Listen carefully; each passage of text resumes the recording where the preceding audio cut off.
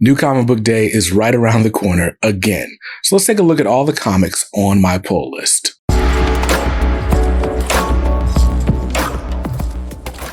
Welcome back to Comics Are Dope. I'm BJ Kicks, and this is the pull list. It's my weekly video series where I take a look at what's coming out so I can tell you what's on the pull list, what's on the chopping block, what's on the maybe list or on the radar, things you should be looking out for, and books I'll be making a game day decision on. Now, this week, we're looking at comics coming out March the 6th, Wednesday, March 6th, 2024.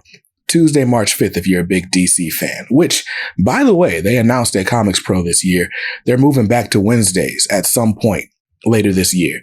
It'll be Wednesdays for new single issues across the board, but their graphic novels will still come out Tuesdays. So there's your news. If you hadn't heard it, you heard it now. Glad I could be of service. Now, before we get into this week's books, I gotta say, huge thanks to all of you guys. We did just very recently hit 10,000 subscribers on this channel, and I'm finally ready to announce the details of our 10,000 subscriber giveaway. If you want to hear that announcement, you got to subscribe to the channel so that you know when that video drops. It's likely going to be tomorrow, but hey, all the more details, the better. So the earlier you know, the better. Maybe that's the better way to say that. But anyway, very excited about us hitting this milestone. Very excited about us hitting more milestones sometime in the future. But for right now, we're savoring these 10,000, and I'm excited that you're here on the journey. Now, let's take a look at the books coming out this week. This week is another light week for me, which is good because I still haven't read last week's comics. Like, usually I'll read 2 or 3 and then read the rest over the weekend.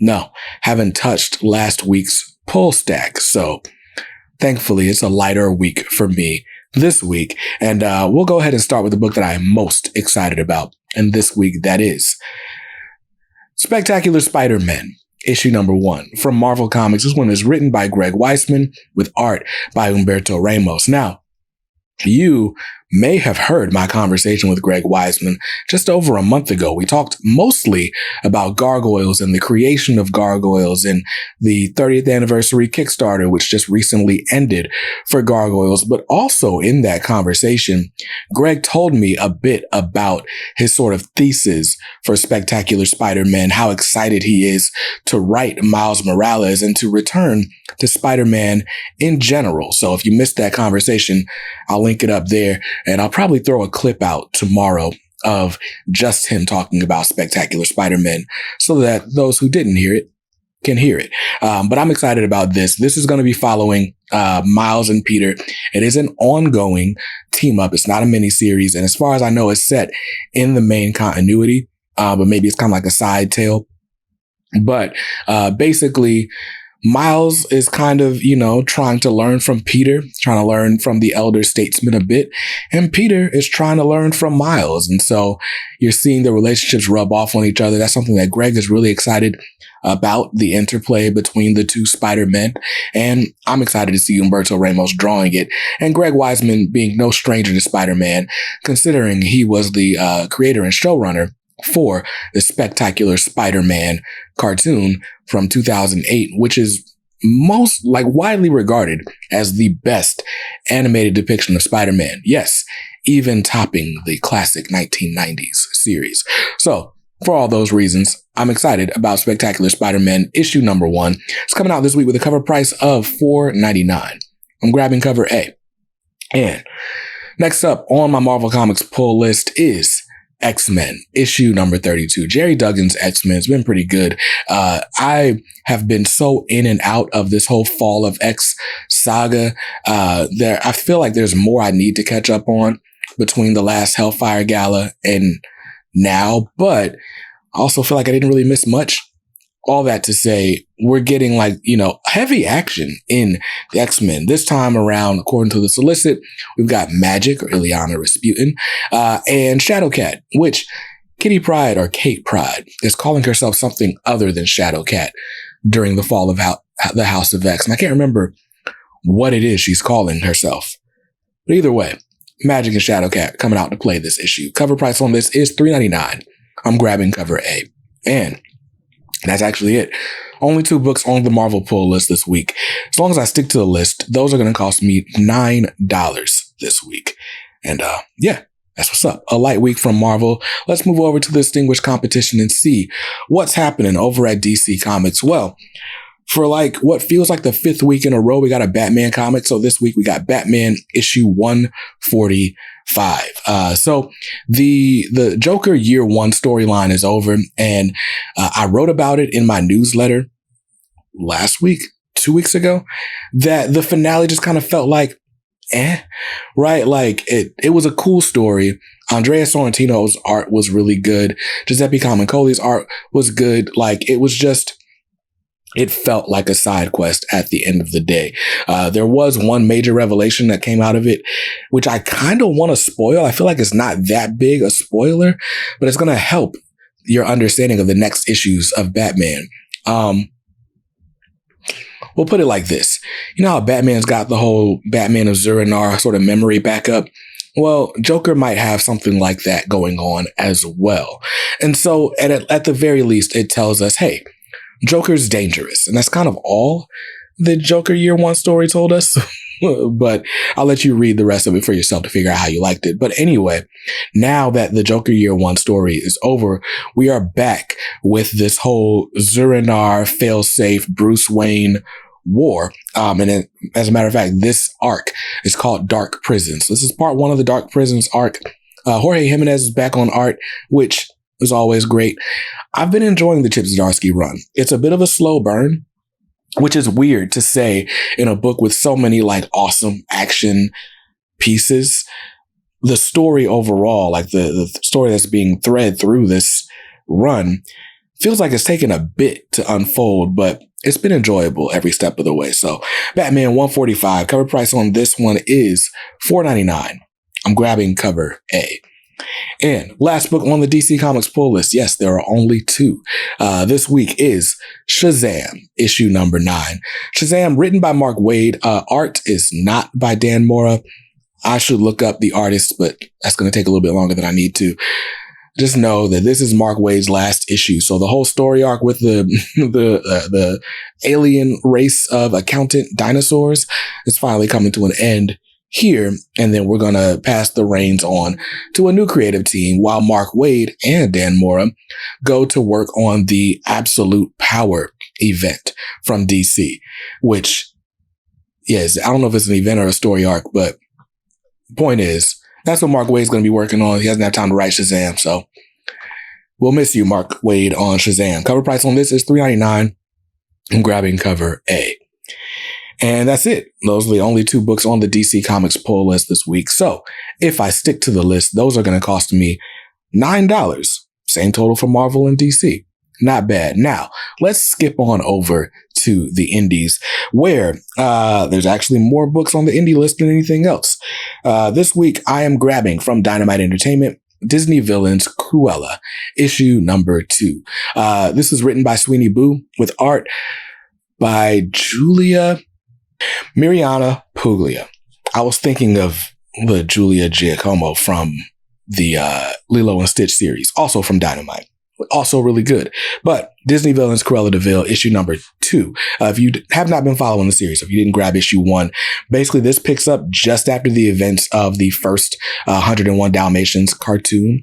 And basically, Cruella has had like her sort of time in public scandal after the dog napping events and all that, but she was acquitted of the crime. So she's trying to sort of reassume her place in society, like, hey, I'm a pet lover, blah, blah, blah. And the dogs are not letting that happen. It's been pretty fun so far. In issue 2, goats. What? I don't know what Sweetie Boo's talking about in this solicit, but apparently there's going to be goats, which, hey, sounds fun. Issue 2 of Disney Villains Cruella has a cover price of $3.99. And the cover A is by Josh Middleton. I love Sweeney Boo's art, so I'm probably going to grab the cover B. Although I know for a fact that I told my shop to just give me cover A's because I assumed Sweeney Boo was doing all the cover A's. Anyway, weird oversight on my part. $3.99 for that book. Next up, from IDW Entertainment is Teenage Mutant Ninja Turtles, The Last Ronin 2, Re-Evolution, #1. Yeah, a lot. You could have just said The Last Ronin 2. But hey, The Last Ronin 2, Re-Evolution. Now, if you didn't read The Last Ronin, you should have. I don't know why you didn't. It's been like 3 years, and everybody's been telling you it's the best Teenage Mutant Ninja Turtle story in the last 30 years. So, what you waiting for? Are you waiting for me to tell you it's good? It's good. You should read it. There. Now, go read The Last Ronin. It's probably available in your local Walmart, Target. I see that book on shelves everywhere all the time. And if that's not enough for you, Amazon's got it marked down to like $16 right now as I record this. So, no excuse for you not to have read The Last Ronin. It's a cool 5-issue story. It's basically like The Dark Knight Returns if The Dark Knight was, I almost spoiled it, a Ninja Turtle. Just go read it. It's basically supposed to be like the last Ninja Turtle story ever told. But how's there a sequel? Well, there's a tease that kind of shows you like maybe there could be new turtles. So Last Ronin 2 is a new set of turtles. What are their names? What are their motives? I don't know. I haven't read it yet. Comes out this week. Cover price on this is $3.90. Excuse me, not $3.99. Not at all. It's The Last Ronin. Cover price on this is $8.99. It's going to be, I think it's going to be oversized just like the original Last Ronin was, sort of a prestige. It was a weird trim size. It was tall, but not necessarily wider than a real comic, regular comic. So there's that. Now, Last Ronin 2 is probably going to take the same format. We'll see. I'm grabbing cover A, but I'm kind of torn. There's a Kevin Eastman cover B, and I can't tell if I like that one more than I like the cover A. So I'm probably just going to hold them both at the shop and just make a decision then. But Sanford Green's got a 1 in 25, or it might be a 1 in 50 variant. And if my shop ordered heavy, that means that 1 in 50 variant might be closer to like $25. If it's anything below 30, I'm buying that Sanford Green cover because it's dope. I wish Sanford Green covers weren't always ratio incentives, but hey, it is what it is. Last Ronin 2, Re-Evolution. Jump in on the ground floor. That's clearly the second floor of this building that's already been built. Don't jump in here. Read The Last Ronin first. Cover price $8.99. Now, last book on the indie pull list this week is The Walking Dead Deluxe, issue 84. It's The Walking Dead. It's in color. I say this every 2 weeks. And hey, I'm here so I don't get fined. Walking Dead Deluxe, more color zombies, $3.99 on that one. I'm grabbing cover A by David Finch. And that's it. Those are the indie books on the pull list this week. If I stick to the list, those will cost me $17, which brings me up to a grand total of just $35 this week. That's before taxes and before my 10% subscriber discount, which pretty much cancel each other out. And I'm pretty much going to pay $35 out the door either way. But there are a few books on the radar, books that I might grab, I might not grab. Actually, there's only one that I'm probably going to grab, and that is Ultimate X-Men issue #1. Ultimate X-Men, written and drawn by Peach Momoko. Or Momoko. I've heard it both ways. But Peach Momoko is writing this new era of X-Men in the Ultimate Universe, and it's going to be following Armor as one of the main suspects, and then this new character who is supposed to be like some sort of a protege of Storm, or maybe she just admires Storm from afar. Now, that's who's going to be centered in the book. I imagine we're going to get some appearances from, like, the traditional X-Men. At least we know Storm exists in this universe. And we do know that she's like dang, that was a spoiler. Anyway, we know Storm's here. So I don't know to what extent, the classic X-Men are going to show up, but that is why this isn't like just a regular title on the pull list. If there's anything the Krakoa era has taught me, it's that I don't need that many mutants in my life.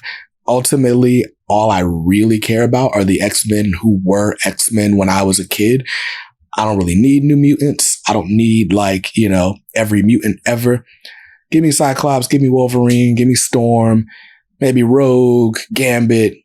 Give me X-Men 97, really. And that's kind of all I need in my life. But hey, it's the Ultimate Universe. I'm grabbing this off the strength of the Ultimate line. I really loved Ultimate Spider-Man through 2 issues. Issue 1 of Ultimate Black Panther was really strong. So I'm just expecting that, Hickman shepherding this universe means that Ultimate X-Men is going to be good too. But it's going to be very Momoko. And I didn't read the Demon Days stuff because it was just kind of out there for me. I don't know. This will be somewhere in between, I guess. I spent a lot of time talking about a book that's not even on the pull list, but cover price on that one is $5.99. If I grab it, I'm grabbing cover A. Another book you should be looking out for, Batman, The First Night, The Batman, First Night, #1. New series from Dan Jurgens and Mike Spicer on DC's Black Label line. I've just got a sort of rule of thumb. I'm not buying any Black Label Batman titles. They will be collected into hardcovers eventually. And if they're worth their salt, someone will have told me how good it was. And then I'll read it because there's just way too much Batman on the shelf. But this is a story set like in the 1930s, like in the early days of Batman, the first night, So that's cool. It's got the little golden age, like weird bat cow thing going on. Kind of like that Cape Crusader cartoon that we've been promised that's not going to be on HBO Max because DC sold it to Amazon. Anyway, so there's that. And then the other book coming out this week that I think you should look out for is Miss Marvel, Mutant Menace, issue #1. If you liked Miss Marvel, the New Mutant, this is basically a continuation of that series. As a matter of fact, the trade paperback listing for this, which is already out, just calls this Ms. Marvel, the New Mutant Volume 2. So they're renumbering it, giving you another 5-issue miniseries. If you like seeing, Kamala Khan as a mutant, then there you go. She's there. Still written by the same team, which includes the, girl, Iman Vellani, who plays Ms. Marvel in the MCU. So that's fun stuff, I suppose.